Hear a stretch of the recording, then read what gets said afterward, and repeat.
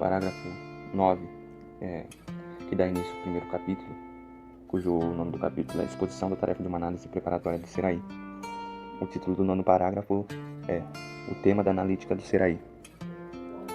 Aqui vai apontar um pouco a especificidade na natureza, mas a característica do Seraí. Aqui ele vai pontuar duas características do Seraí, né? Que é a essência deste ente está em ter de ser, ou seja, a essência é a existência desse Seraí. E, segundo, o ser que está em jogo no ser deste ente é sempre meu. Nesse sentido, o Seraí nunca poderá ser apreendido ontologicamente como caso ou exemplar de um gênero de entes simplesmente dados. Ou seja, o ente não é. Nós somos seres aí, não somos um ente como outros entes. Temos uma especificidade como ente, diferenciada dos demais. Por exemplo, uma pedra, tipo isso. Que são entes, são simplesmente dados. Nós somos uma diferença. E ele vai aqui apontar a importância da investigação, da analítica existencial. Aqui também ele cita já de início os termos próprio e impróprio e também sobre a investigação desse Seraí, que somos nós, na mundanidade, na medianidade aqui, ó. Denominamos essa indiferença cotidiana do Seraí de medianidade, porque a cotidianidade mediana perfaz o que, em primeiro lugar, constitui o ôntico deste ente, sempre se passou por cima dela e sempre se passará, nas explicações do Seraí. O que onticamente é conhecido e constitui o mais próximo é ontologicamente o mais distante e desconhecido, e o que constantemente se desconsidera em seu significado ontológico. É isso aí. Parágrafo de número 10 tem o título A delimitação da analítica do Seraí face à antropologia, psicologia e biologia. Aqui apontará a respeito da importância de fazer a analítica do Seraí, a analítica existencial, e será um pouco sobre a ontologia medieval, considerava, né, o Seraí quase que como dado. Nesse parágrafo também apontará a importância dos escritos de Dilthey e Russell, fenomenologia, Scheler, a importância deles também, de alguns pontos de vista deles, e fará também apontamentos sobre ontologia medieval, que falará sobre a constituição do homem, né? E também depois da antropologia, como homem, como animal racional, da ontologia medieval, ou de uma antropologia cristã, na verdade. Claro que o homem é a essência de Deus, na semelhança de Deus, foi a criação de Deus. Depois da antropologia tradicional, com o animal racional. E depois aqui ele apontará a respeito da biologia, que a vida não deve ser desconsiderada, pelo contrário. Mas a biologia é um modo de ser, não é uma essência. É um modo de ser. A respeito também da importância que tem tanto a antropologia, a biologia e a psicologia também. Não desconsideradas, mas nelas mesmas, elas ficam-se numa base fundamental, ontológica, a qual não é investigada. E a investigação procurar se delimitar aí, nesse fundamento, para poder elucidar a analítica do Seraí. Parágrafo de número 11 tem como título A analítica existencial e a interpretação do Seraí primitivo, as dificuldades para se obter um conceito natural. É um parágrafo bem curto, antecedendo o segundo capítulo. Um ponto aqui que elucida bem, diz: cotidianidade é antes um modo de ser do Seraí, justamente e sobretudo quando o Seraí se move numa cultura altamente desenvolvida e diferenciada. Além disso, também o Seraí primitivo possui suas possibilidades não cotidianas de ser e sua cotidianidade específica. Não que ele irá analisar cotidianidade do Seraí primitivo, que seria também uma complexidade menor do que a de hoje, o Seraí de hoje, nos nossos tempos. E entrará sobre a dificuldade para se obter um conceito natural de mundo, caminhar para a investigação da mundanidade do mundo. Como eu disse, um parágrafo curto que traz sobre esses pequenos assuntos. No fundo, tal acúmulo de conhecimento leva apenas a se desconhecer o problema propriamente dito. A comparação sincrética de tudo com tudo e a redução de tudo a tipos ainda não garante de per si um conhecimento autêntico da essência. A possibilidade de se dominar a multiplicidade variada dos fenômenos num quadro de conjunto não assegura uma compreensão real do que é assim ordenado. O princípio autêntico de ordenamento tem seu próprio conteúdo que nunca poderá ser encontrado pelo ordenamento na medida que este já o pressupõe. Fala aqui também sobre as ciências ônticas, etnologia, psicologia, sociologia, psicologia científica, que caminham de uma forma ôntica, longe não, como figura, né, do fundo, seria a ontologia. Parágrafo 12 de Ser e Tempo, que já está dentro do segundo capítulo, vai falar a respeito, né, um pouco do que vai ser o caminho que vai ser feito, vai ser seguido para poder chegar na compreensão do que pode ser no mundo. E ele vai colocar em cada capítulo que ele vai tratar serem em um mundo, e sempre é serem. Mas ele já introduz aqui o serem como não ser uma coisa dentro de outra, mas ele traz a palavra do alemão, que significa habitar, morar, estar acostumado, como um serem. Também vai falar sobre um ser com. Eu queria delongar mais sobre esse ser junto a, que seria serem, esse modo de habitar. E o parágrafo 13, ele fala que o exemplo de ser em um modo derivado, o conhecimento do mundo. Ele traz aqui a respeito do exemplo de nós conhecermos as coisas, não que nós estamos encapsulados, mas como somos ser no mundo, como que o conhecimento se dá de uma forma ontológica e transcendente. E aí ele já introduz também e deixa encaminhado para o próximo capítulo a necessidade de uma interpretação do mundo, do ser no mundo. E o próximo capítulo já é sobre a mundanidade do mundo. O parágrafo 14 do Ser e Tempo já entra no terceiro capítulo, cujo o título é A Mundanidade do Mundo. Inclusive, nesse parágrafo ele faz um caminho indo para explicar, mas trazer o fenômeno mundo, mas ele faz esse caminho indo para a mundanidade do mundo, como mundanidade, o existencial constitutivo do ser aí. E ele vai introduzir esse conceito de mundanidade, que é um existencial, para poder analisar a mundanidade.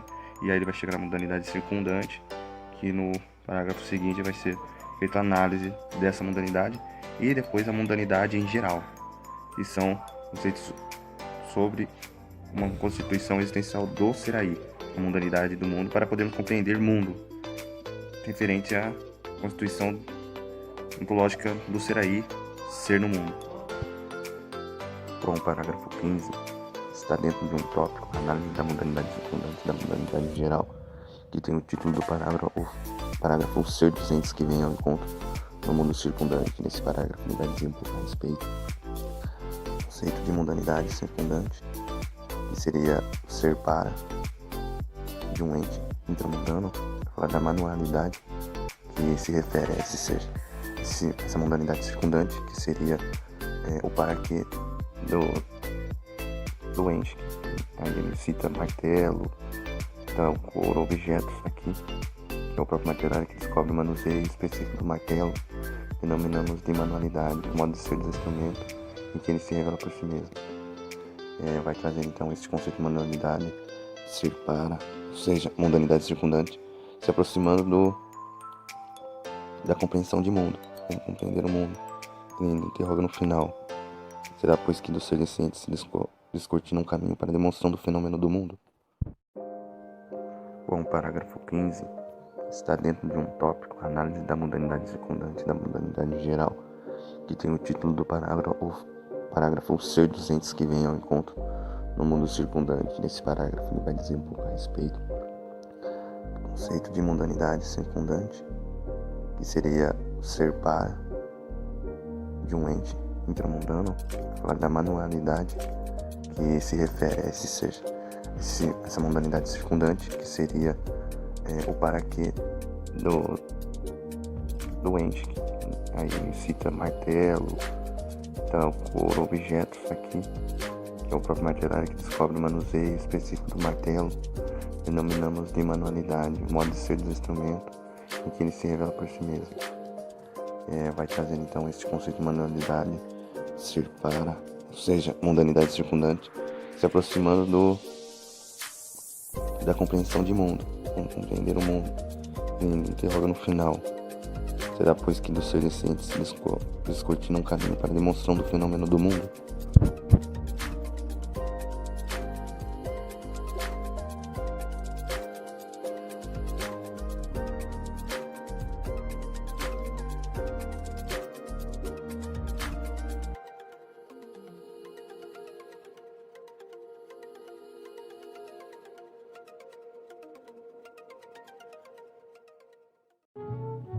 Parágrafo 16, no que se parece no mesmo tópico, parágrafo anterior, tem o título de A Determinação Mundana do Mundo Circundante que se anuncia no ente intramundano.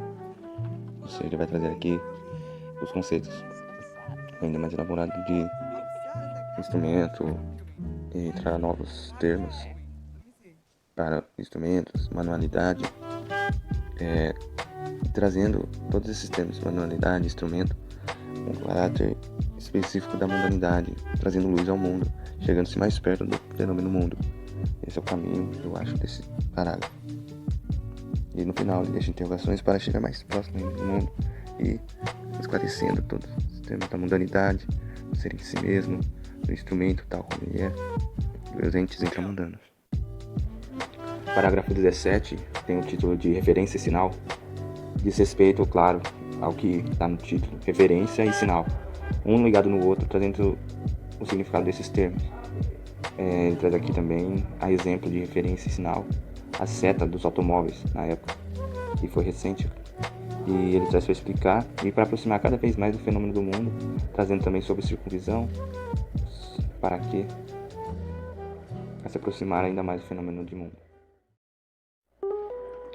Parágrafo 17, que tem o título de Referência e Sinal, diz respeito, claro, ao que está no título, referência e sinal, um ligado no outro, trazendo o significado desses termos.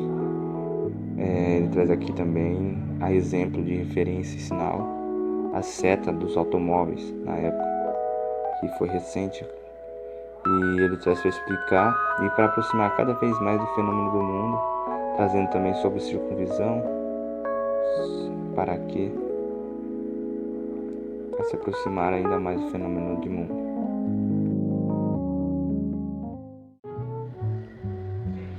Com o parágrafo 18, que tem o título de Conjuntura e Significância, a mundanidade do mundo.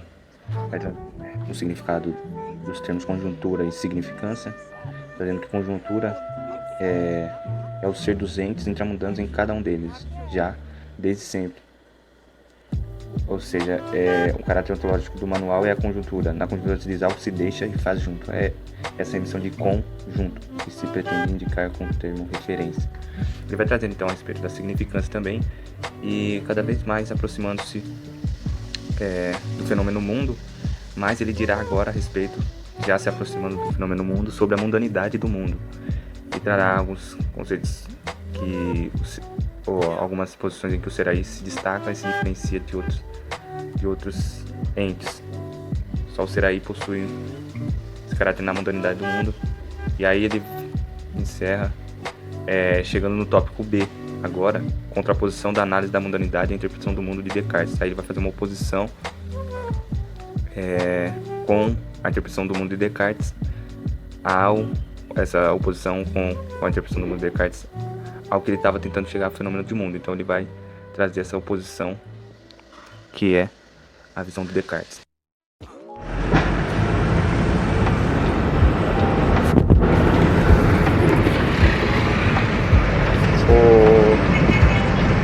O parágrafo 19 tem o título de A Determinação do Mundo como Reextensa. Nada não. Fala sobre, continuando sobre o tópico, né? A proposição da análise da mundanidade e a interpretação do mundo de Descartes. Vai trazer sobre a ontologia. Era apareceu. Reextensa. Ontologia sobre substancialidade. Já no parágrafo 20, continuação, tem o título Os Fundamentos da Determinação Ontológica do Mundo. Pelo que eu entendi, segue na mesma linha de raciocínio que Descartes estava dizendo sobre substancialidade, e ele traz no final do parágrafo sobre o caráter ontológico se misturarem, indo nessa linha de direção. Bom, parágrafo de número 21 tem como título A Discussão Hermenêutica da Ontologia Cartesiana do Mundo. Nesse parágrafo é realmente uma discussão entre a hermenêutica e a ontologia cartesiana do mundo, dizendo a respeito da análise que Descartes faz a respeito das coisas existentes no mundo, ou seja, da substancialidade.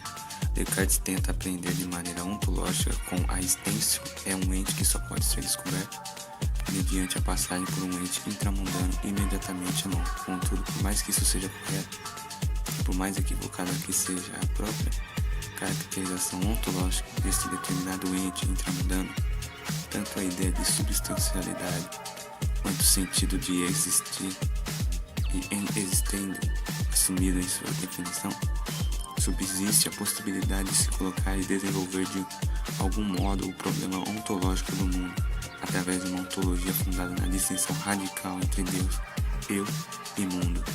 Porém, mesmo essa possibilidade não se deve, então deve-se apresentar uma comprovação explícita de que Descartes não apenas fornece uma determinação ontológica falha, mas que a sua interpretação e seus fundamentos levaram a que se passasse por cima do fenômeno do mundo, bem como do ser dos entes intramundanos que estão imediatamente à mão. Ele traz então a respeito de uma forma errada de Descartes querer poder ver o fenômeno mundo, ao qual se vê de uma forma fenomenológica e hermenêutica. E durante o parágrafo transcorrerá sobre essas tentativas de Descartes mediante a hermenêutica fenomenológica, como é a diferença e as limitações da concepção de Descartes de substancialidade frente ao fenômeno mundo.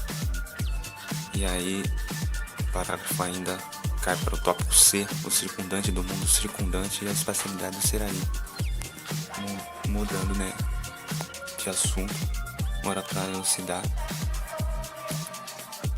a investigação da espacialidade do ser aí e da determinação espacial do mundo.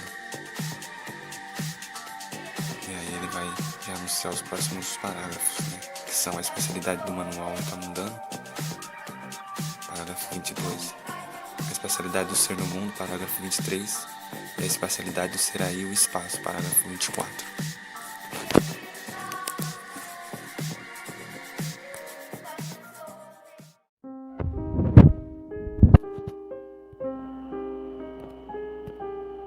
Sobre os parágrafos agora da obra Ser Tempo, 22 e o 23, que fala sobre a espacialidade.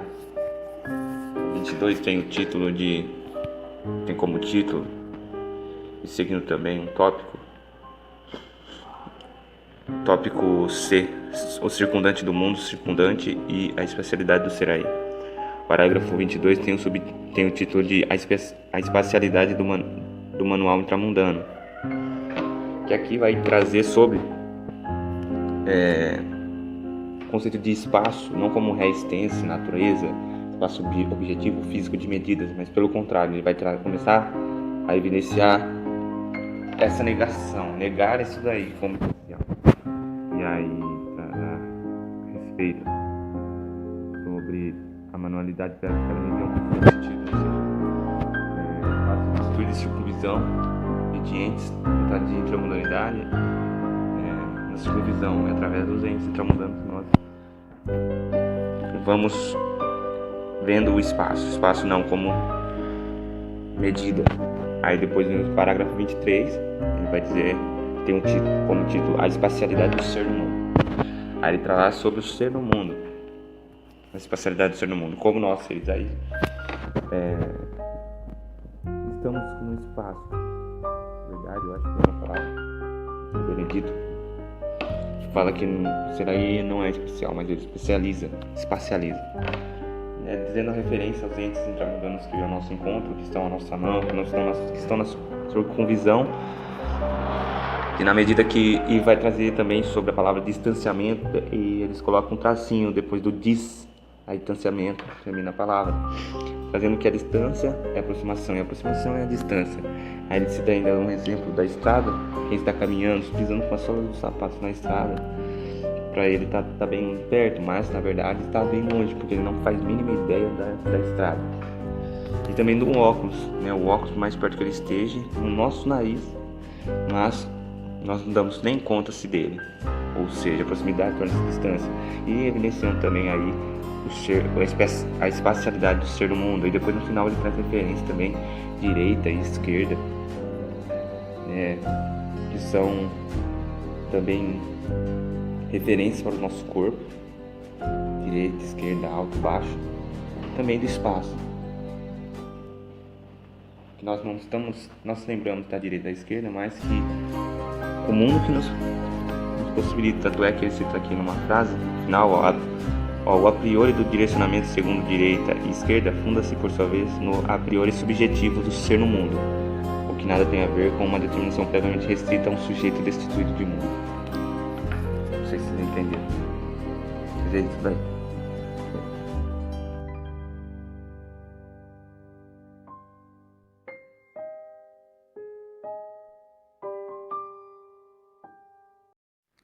Bom, o parágrafo 24, continuando o tópico C, e o último parágrafo desse tópico, que tem como título o parágrafo A Espacialidade do Seraí e o Espaço. Seguindo a mesma temática sobre o espaço, dizendo a construção do espaço como mundo e mundo como espaço. Tem até uma colocação aqui que fica bem clara sobre essa sequência que é ligada, ao sujeito entendido ontologicamente, o Seraí, que é espacial em sentido originário. O espaço nem está no sujeito, nem o mundo está no espaço. Ao contrário, o espaço está no mundo na medida em que o ser no mundo constitutivo do Seraí já descobriu sempre um espaço. O espaço não se encontra no sujeito. Nem o sujeito considera o mundo como se estivesse num espaço. É o sujeito entendido ontologicamente, o Seraí, que é espacial em sentido originário. Porque o Seraí é nesse sentido espacial. O espaço se apresenta como a priori. Entenderam? Ou seja, o que eu pude pensar, acabando de ouvir isso, é que espaço se dá como ser no mundo. Ser no mundo abre a possibilidade de espaço. Sem ser no mundo não é espaço. Sem mundo não é espaço, mas não existe um espaço isolado do mundo e vice-versa, mundo isolado do espaço. Não. Há espaço no mundo apenas por ser aí. Ou seja, ser no mundo. E aí isso surgiu o espaço. Okay? E eu termino o parágrafo entrando no capítulo 4, o ser no mundo como ser com e ser próprio. Aí encerra o parágrafo entrando nesse capítulo. Parágrafo 25 e 26 da Obra Ser e Tempo, cujo título do 25, do parágrafo 25,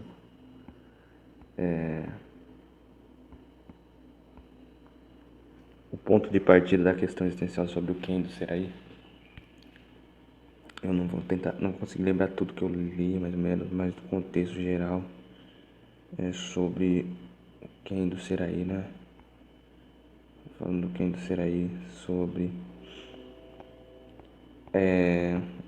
essa constituição de ser com, ou seja, as pessoas, não somente os utensílios, caminhando para isso.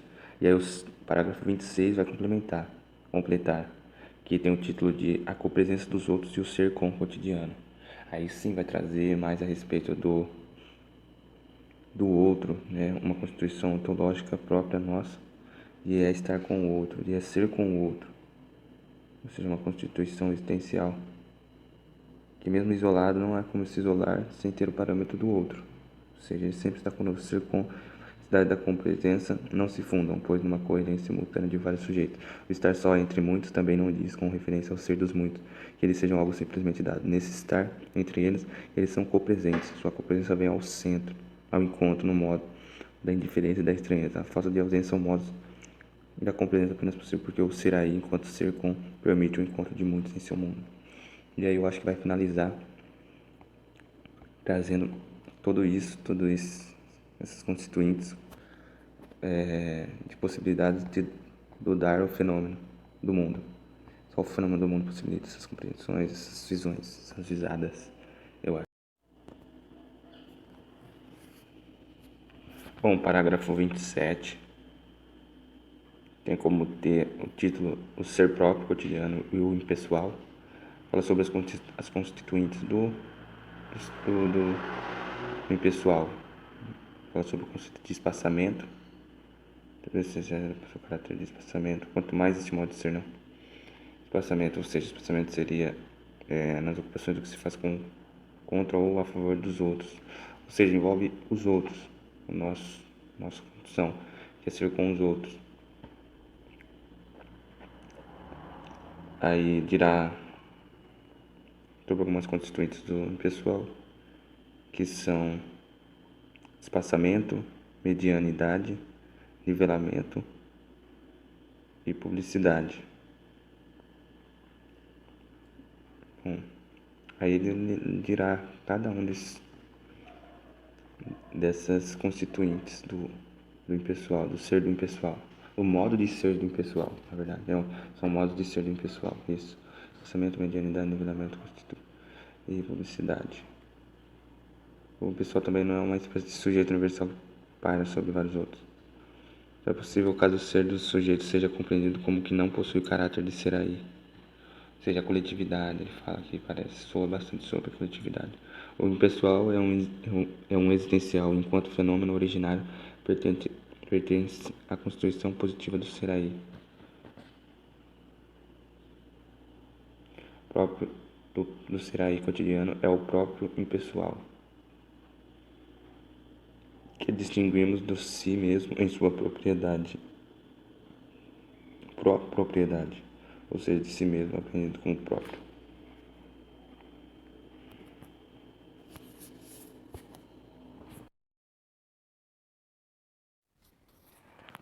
O parágrafo 28, que tem como título caráter do capítulo,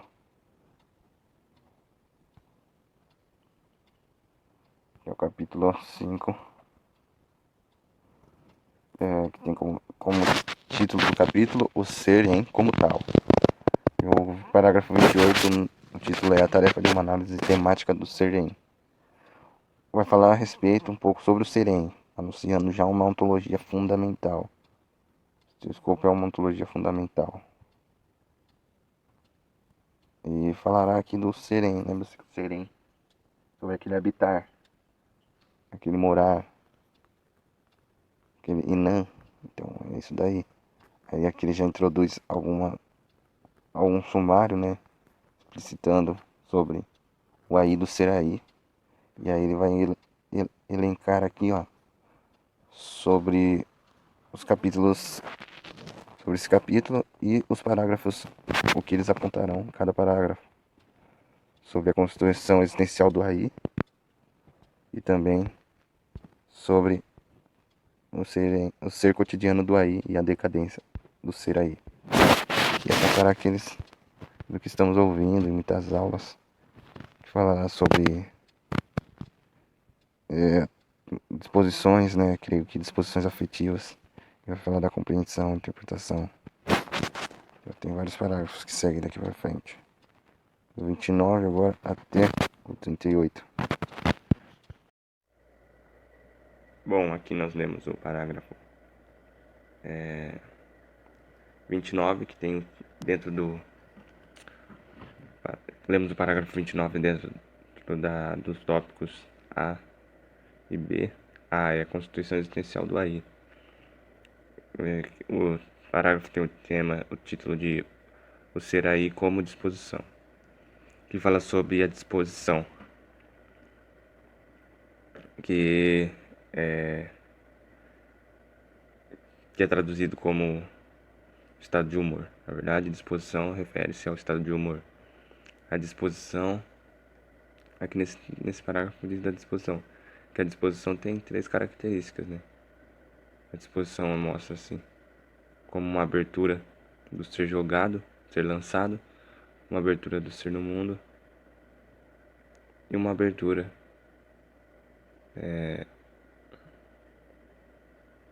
agora eu não me recordo.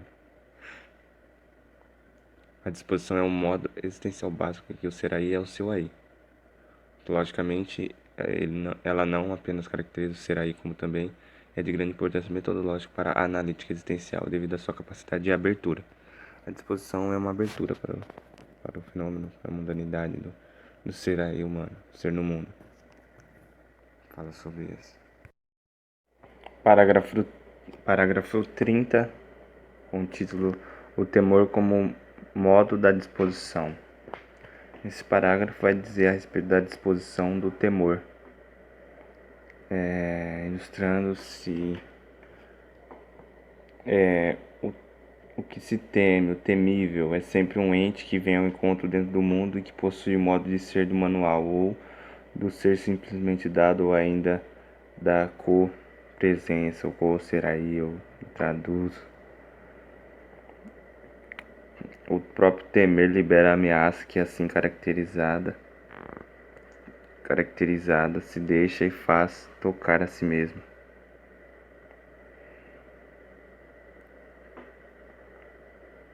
O fenômeno da disposição no modo determinado do temor será demonstrado agora de modo ainda mais concreto numa relação com uma disposição fundamental do ser aí. Opa, o que eu tô vendo aqui? Fala da disposição do temor. Disposição é um modo existencial básico em que o ser aí é o seu aí. Bom, o parágrafo 31 tem como título O Ser aí como compreensão. É um parágrafo extenso que abordará sobre a compreensão, e eu vejo aqui, eu acho que pela primeira vez, a palavra poder ser, que ele já introduz também sobre essa constituinte que envolve a compreensão. Todo ser aí é o que ele pode ser e o modo em que é a sua possibilidade. A possibilidade essencial do ser aí diz respeito aos modos caracterizados de ocupação com o mundo, de preocupação com os outros, e nisso tudo a possibilidade de ser para si mesmo em função de si mesmo. A possibilidade de ser, que o ser aí existencialmente sempre é, distingue-se tanto da possibilidade lógica e vazia como da contingência de algo simplesmente dado, em que isso ou aquilo pode se passar. Compreender é o ser desse poder ser, que nunca está ausente no sentido de algo que simplesmente ainda não foi dado, mas que na qualidade essencial de nunca ser simplesmente dado, é junto com o ser do ser aí, no sentido de existência. Compreensão também é um modo de abertura, que eu entendi. É uma constituinte do ser aí, da mundanidade, e que a compreensão é a compreensão do aí. a compreensão de algo ôntico, perceptivo, subjetivo. Pelo contrário, é ontológico, veja assim, e a abertura do aí, do mundo, questão aí traz as possibilidades de ser lançado, que já foi dito antes, mas não esse parágrafo. Bom, o parágrafo 32 tem como título Compreensão e Interpretação. No parágrafo vai falar sobre a compreensão. Na compreensão, o ser aí projeta seu ser para possibilidades. Esse ser para possibilidades, constitutivo da compreensão, é um poder ser que repercute sobre o ser aí as possibilidades enquanto abertura. Vai aqui trazer um pouco a respeito da compreensão como possibilidade do ser, possibilidade que é uma abertura, o ser aí, a compreensão é uma abertura. E aqui nesse parágrafo vai falar também sobre a interpretação, vai trazer palavras novas como sentido, também uma palavra que é um termo também que vai ser usado, que é posição prévia. E pelo que eu entendi, essa posição prévia é a significância do mundo, assim, enquanto conjuntura, por exemplo, tudo que está à mão sempre já se compreende a partir da totalidade conjuntural. Esta, no entanto, não precisa ser apreendida explicitamente numa interpretação temática, ou seja, uma compreensão prévia, ou uma posição prévia do ser no mundo. Aí depois também vai vir sobre a interpretação, e ele usa o termo como, de uma interpretação, como se deve conceber o caráter desse prévio, né? E, e depois também outra palavra que nova que vem é história, que ele começa a falar de historiografia, que ele deixa no finalzinho um pouquinho desse assunto sobre historiografia, falando de círculo, a compreensão enquanto abertura do ser aí, enquanto abertura do aí sempre diz respeito a todo ser no mundo. Toda a compreensão de mundo, a existência também está compreendida e vice-versa. Toda interpretação, ademais, se move na estrutura prévia já caracterizada. Toda interpretação que se coloca no movimento de compreender já deve ter compreendido o que se quer interpretar. Ou seja, na compreensão, a compreensão do ser no mundo, né? Uma significância de uma conjuntura. Beleza? Aí no finalzinho ele deixa sobre historiografia, falando sobre o círculo. O círculo da compreensão pertence à estrutura do sentido, e também sentido, né? Outra palavra que ele usa é sentido, que sentido é um existencial. É interessante esse parágrafo. Bom, no parágrafo 33, que tem o título A proposição como modo derivado da interpretação, traz a respeito desse conceito novo, né? A proposição com 3 significados. Proposição significando demonstração, proposição significando também diz predicação, propõe o sujeito um predicado, o predicado determina o sujeito. E 3 significa ainda comunicação. E eu acho me faz alusão através da leitura, né, como um caráter determinante, um caráter de determinação, essa proposição para os entes ao nosso redor. E como o próprio título diz, né, a proposição como modo derivado de interpretação. Que ele usa alguns exemplos do martelo, pelo que é visto, também que é pesado. Vou falar um pouco sobre isso.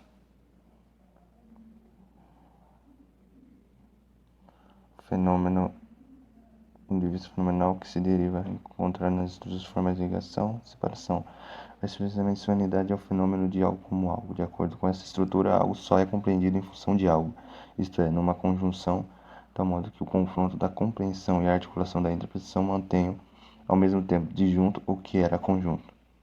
Se, no entanto, o fenômeno do como permanecer encoberto, sobretudo, se a origem existencial a partir do como hermenêutico continuar estranhada, então o ponto de partida fenomenológica de Aristóteles na análise do logo decai para uma teoria do juízo meramente exterior, segundo a qual julgar não passa da ligação e separação de conceitos e representações. Foi lido agora o parágrafo 34, que tem como título Ser aí e discurso, a linguagem. Vai falar bastante a respeito do discurso, como uma característica do ser aí, e um existencial, posso dizer. Ó, o discurso é constitutivo da existência do ser aí, uma vez que perfaz a constituição essencial de sua abertura. Vai falar de escuta, né? Vai falar da importância da escuta. Quer ver, ó? A escuta e o silêncio pertencem à linguagem discursiva como possibilidades intrínsecas. Somente nesses fenômenos é que se torna inteiramente nítida a função constitutiva do discurso para a existencialidade da existência. Estou no lugar certo, minha gente.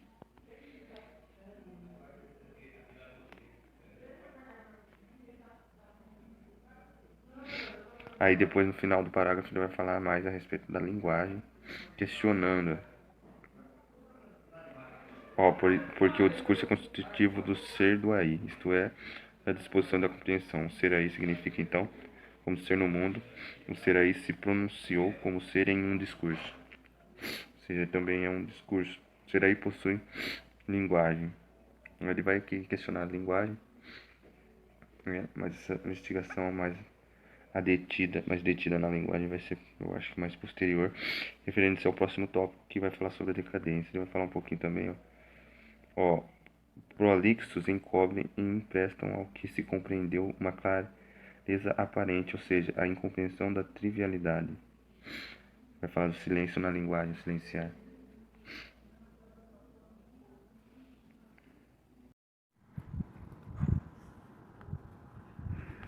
Bom, o parágrafo 35 tem como título o falatório. Lembrando que esse parágrafo já está dentro do tópico o ser cotidiano do aí e a decadência do ser aí. Então esse parágrafo está contido nesse tópico.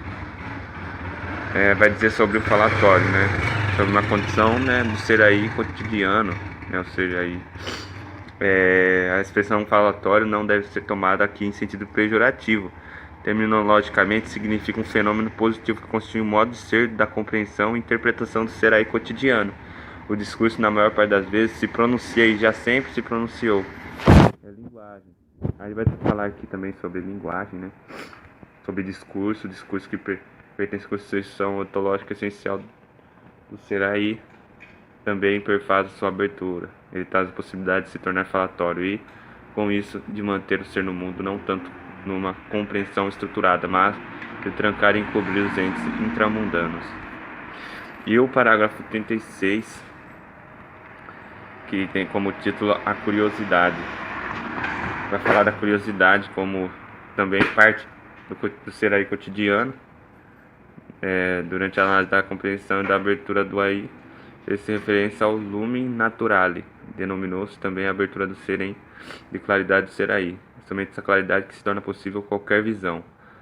A visão foi concebida na perspectiva do modo fundamental de abertura própria ao ser aí, ou seja, da compreensão no sentido de uma apropriação genuína dos entes com os quais o ser aí pode se comportar e assumir uma atitude, segundo as suas possibilidades ontológicas essenciais. Visa aqui também sobre a curiosidade a respeito da visão, como também mais uma constituição do ser aí, e deve se aproximar a aquele conceito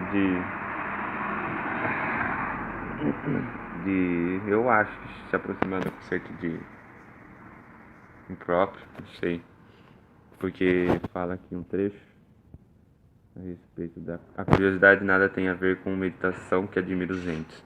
Ela não se empenha em se deixar levar para o que não compreende através da admiração, do espanto. Ela se ocupa em providenciar um conhecimento apenas para tomar conhecimento. Os dois momentos constitutivos da curiosidade, a impermanência no mundo circundante, das ocupações e a dispersão em novas possibilidades, fundam a terceira característica essencial desse fenômeno, que nós chamamos de desamparo. A curiosidade está em toda parte e em parte alguma. Esse modo de ser no mundo desentranha um novo modo de ser do ser aí, cotidiano em que ele se encontra continuamente desenraizado. Ok? Bom, no parágrafo 37, que tem um tema sobre, que tem o título Ambiguidade, lembrando-se que está no tópico, que fala sobre o ser cotidiano do aí e a decadência do ser aí. Essa parte vai falar sobre o fenômeno da ambiguidade. Uma leitura, eu acho, não entendi muito aqui no começo. mas fazendo uma mistura do falatório e do falatório e também o que mais? Fazendo uma mistura do falatório e desse modo no pessoal compreensão, sobre compreensão também, fazendo uma mistura desses dois termos, mas mostrando a ambiguidade da interpretação pública proporciona aos discursos prévios e as percepções curiosas com relação ao que propriamente acontece. Com isso, carimbam as realizações e as ações com o selo de retardatário e insignificante. Desse modo, o pessoal, a compreensão do Seraí não vê a si mesmo em seus projetos, no tocante às possibilidades ontológicas autênticas. O Seraí é e está sempre presente de modo ambíguo, ou seja, presente na abertura pública da conveniência.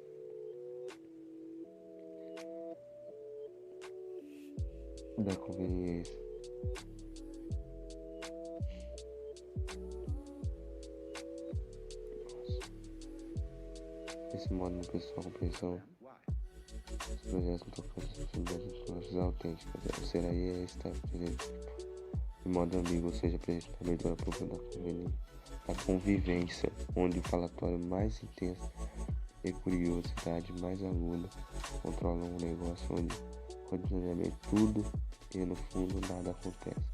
Essa ambiguidade oferece a curiosidade, o que ela busca e confere ao falatório a aparência de que nele tudo se decide. Na verdade, não se decide nada. Seria isso. A ambiguidade mostra aqui também a característica, né, do impessoal. Não ser aí no impessoal, do aí no impessoal. Então é isso aí.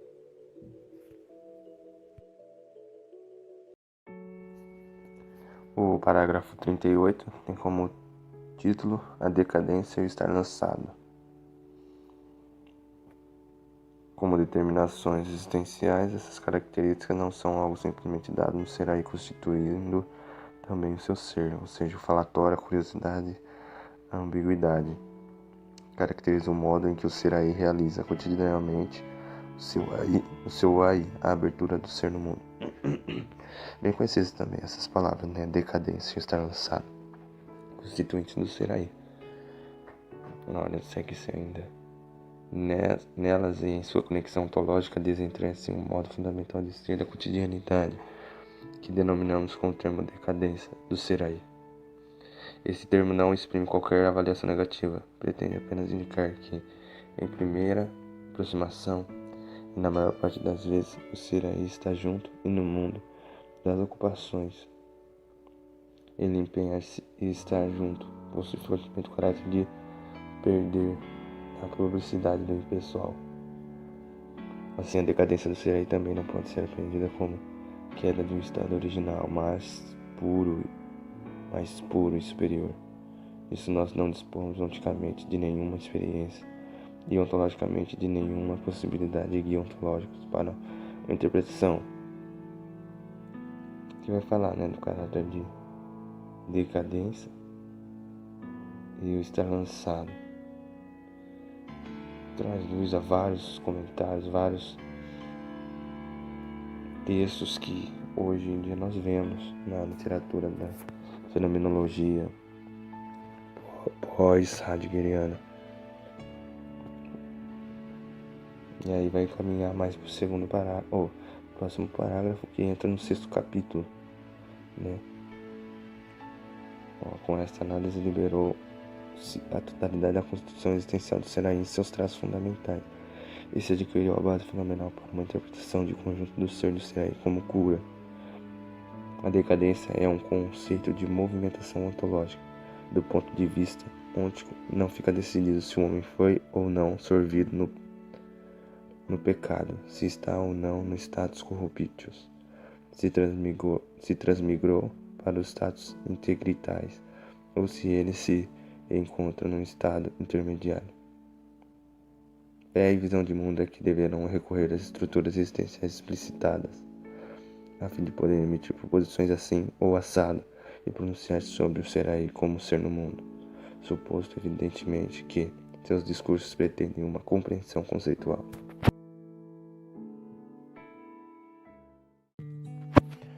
Bom, como eu disse no parágrafo anterior, próximo parágrafo entraria num novo capítulo, sexto capítulo, que tem como título A Cura como Ser do Seraí, entra no parágrafo 39, com o título A Questão da Totalidade Originária do Todo Estrutural do Seraí.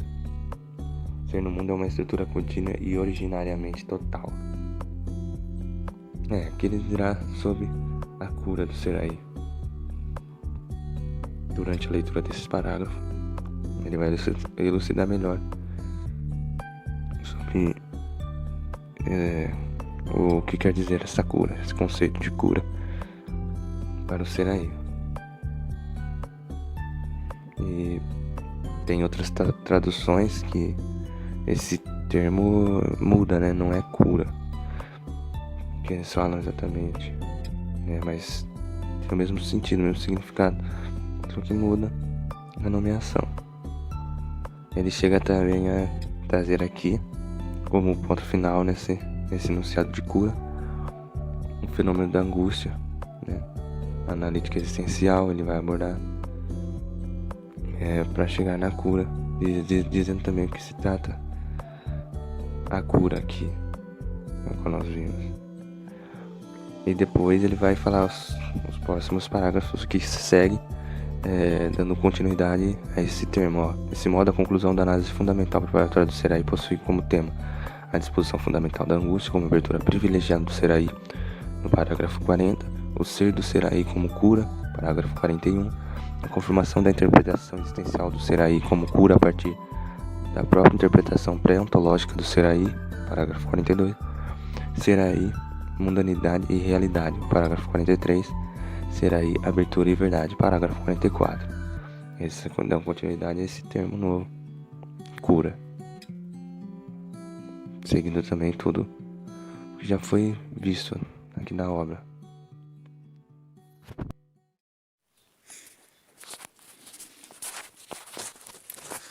Bom, o parágrafo de número 40, que tem o título A Disposição Fundamental da Angústia como abertura privilegiada do Seraí, dirá a respeito da angústia como disposição fundamental para que o Seraí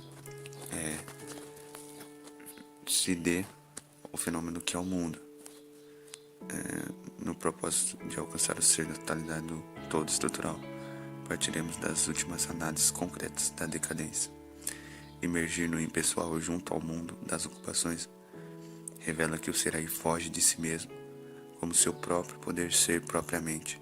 Esse fenômeno da fuga de si mesmo e de sua propriedade parece ser, na verdade, o solo fenomenal menos indicado para se investigar o que haverá de seguir. Ou seja, o Seraí, cujo é o nosso, na impropriedade, foge sempre de si mesmo. E a angústia, como disposição fundamental, ela nos dá este momento de se deparar mediante o nosso ser mais próprio, que é a indeterminação, que é a estranheza. Tem um ponto que ele fala: angustiar-se abre de maneira originária e direta o mundo como mundo. Não é a primeira reflexão que abstrai do ente intramundano para então só pensar o mundo e, em consequência, surgir a angústia nesse confronto. Ao contrário, enquanto o modo da disposição é a angústia que pela primeira vez abre o mundo como mundo. Isso, porém, não significa que na angústia se conceba a mundanidade do mundo. A angústia não é somente angústia com, mas enquanto disposição, é também angústia por. O porquê a angústia se angustia não é um modo determinado de ser, é uma possibilidade do Seraí. A angústia se angustia pelo próprio ser no mundo. A angústia que se encontra à mão no mundo circundante, ou seja, o ente intramundano em geral, se perde. O mundo não é mais capaz de oferecer alguma coisa, nem sequer a compreensão dos outros. A angústia retira, pois, do Seraí a possibilidade de, na decadência, compreender a si mesmo a partir do mundo, e na interpretação pública, ela remete o Seraí para aquilo que a angústia se angustia, para o seu próprio poder ser no mundo. Finalizando, na angústia, essas possibilidades fundamentais do Seraí, que é sempre minha, sempre meu, mostram-se como elas são em si mesmas, sem se deixar desfigurar pelo ente intamundano, a que de início e na maior parte das vezes o ser aí se atém.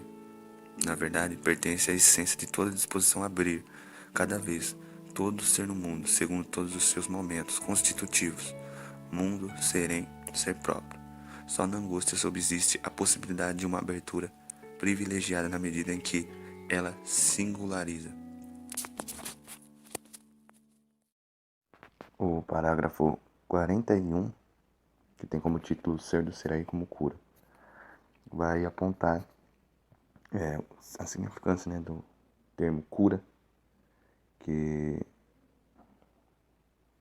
mais ou menos quer dizer, às vezes as traduções mudam, né, esse termo, mas aqui o ser do ser aí diz preceder a si mesmo por já serem no mundo como ser junto a os entes que vêm ao encontro dentro do mundo. Esse ser preenche o significado do termo cura, que é aqui utilizado do ponto de vista puramente ontológico existencial. Fica excluída dessa significação toda tendência ôntica como cuidado ou descuido. Em essência, o ser no mundo é cura. Pode-se compreender nas análises precedentes o ser junto ao manual como ocupação e o ser como copresença dos outros nos encontros dentro do mundo como preocupação. Aí ele vai esticar esse termo de cura, apontando suas estruturas, esse serem e as possibilidades, utilizadas desse termo.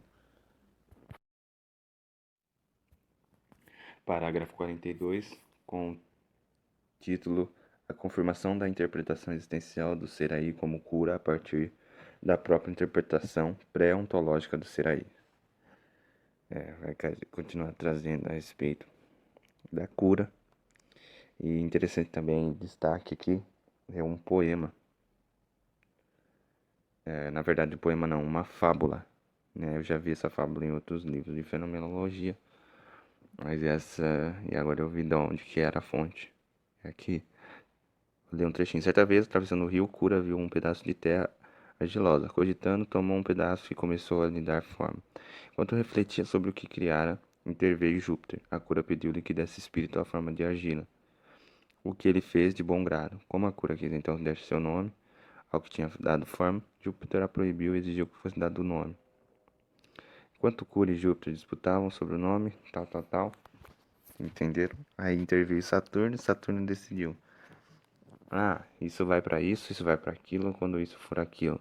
Mas o nome dele vai ser chamado Homo, pois foi feito de humus, terra. Eu dei uma resumida e finalizei aqui com o trecho final. Mas é mais ou menos isso que se destaca, né? E depois vai ainda decorrer sobre essa fábula. E dizendo a respeito da cura, que se deve ser originada dessa formação, é isso que Saturno, o tempo, decide. A determinação pré-ontológica da essência do homem expressa na fábula visualizou desde o início o modo de ser em que predomina seu percurso temporal no mundo. Vai também trazer a respeito do tempo, como arbitrário. Mas é bem elucidativo isso daqui pra gente ter compreensão do que se seguirá e da linha de raciocínio que se segue. Parágrafo de número 43 tem o título Ser aí, Mundanidade e Realidade. É um longo parágrafo mas achei muito importante. Eu creio que ele dá uma voltada no início da obra, trazendo que uma resumida até o presente, voltando um raciocínio eu acho que eu havia perdido. E aí ele retoma aqui e traz aqui sobre o problema da realidade, e é um parágrafo extenso, um pouquinho mais extenso. Citar alguns tópicos aqui, uns subtópicos onde ele vai problematizar a realidade. Ele separa em 3 sessões, referência à questão ontológica fundamental, a discussão que vai seguir do problema da realidade tratará de 3 pontos: realidade como problema do ser e da possibilidade de comprovação do mundo externo. B, a realidade como problema ontológico, realidade e cura.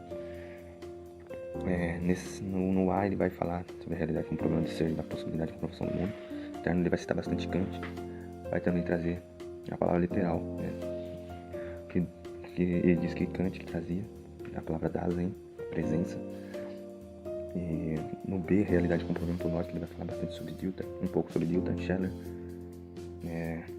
Algumas coisas que se destacam nesse parágrafo são esses autores. E no 3 ele vai finalizar, realidade e cura. Eu achei muito interessante também essa última frase desse realidade e cura, que ele vai dizer uma coisa que eu achei importante. A partir de realidade substancial com a seguinte tese: a substância do homem é a existência. A interpretação da existencialidade como cura e sua delimitação frente à realidade não significam, porém, o fim da analítica existencial. Parágrafo 44, que tem como título Ser aí, abertura, na verdade é Ser aí, abertura e verdade. Esse é o título. É um parágrafo extenso, trazendo um foco principal na explicação, mas desenrolar do significado de verdade, trazendo aqui vários apontamentos do que era, do que é e como pode ser visto o significado, não realmente, não usando essa palavra, mas explicitando o significado de verdade. Então ele vai apontar aqui alguns subtópicos dentro desse parágrafo, a qual ele subpõe o título, vou dizer aqui, um subtítulo ele ordena pelas letras, A, B e C. A, o conceito tradicional de verdade, seus fundamentos ontológicos. Ele vai trazer aqui um grande histórico sobre alguns apontamentos de verdade que eram feitos, chegando a ser um resultado aqui para colocar não em xeque, mas de uma forma a pensar outras sobre verdade. Depois o B, o fenômeno originário da verdade e o caráter derivado do conceito tradicional de verdade, o ser verdadeiro, verdade de ser descobridor. Ele vai tentando trazer, elucidar aqui, explicitar a verdade como verdade, pensando a verdade ontologicamente, e compreendida no sentido mais originário. A verdade pertence à constituição fundamental do ser aí. Essa expressão significa um existencial. Com isso, delineia-se a resposta à questão do modo de ser da verdade e do sentido, da necessidade de se pressupor que verdade se dá. E C, o modo de ser da verdade e a pressuposição de verdade. Aqui ele vai trazer uma questão extensa sobre pressuposição, apontado no A sobre duas formas dentro da verdade, forma ideal e forma real. E ele vai colocar em questão essas duas, apontando a relação. E na terceira, no C, ele já está bem explícito o conceito de verdade, a qual ele traz. E aí ele traz algumas interrogações a respeito dessa verdade. Aqui, será que com o fenômeno da cura se abre a constituição ontológica existencial mais originária do ser aí? Será que a multiplicidade estrutural que se encontra no fenômeno da cura oferece a totalidade mais originária do ser de fato do ser aí? Será que a investigação feita até aqui já permitiu ver o todo do ser aí? Mas o que a análise fundamental do ser aí desenvolvida até aqui preparou para a elaboração dessa questão, mediante a liberação do fenômeno da cura, esclareceu que a constituição ontológica dos entes, a cujo ser pertence a uma compreensão ontológica. O ser do ser aí foi, com isso, delimitado frente aos modos de ser que caracterizam os entes não dotados do caráter de ser aí. Elucidou-se a própria compreensão, garantindo-se, pois, a transparência metodológica, procedimento de compreensão e interpretação do ser. E na delimitação dessa investigação, sua verdade é que se pode determinar ontologicamente a investigação como descoberta dos entes e de sua verdade. O ser e não o ente só se dá porque a verdade é. Ela só é na medida e enquanto ser aí é. Ser e verdade são de modo igualmente originário. Só se pode questionar concretamente o que significa dizer o ser é e de onde ele deve se distinguir de todos os entes, caso se esclareça o sentido de ser e a envergadura da compreensão ontológica.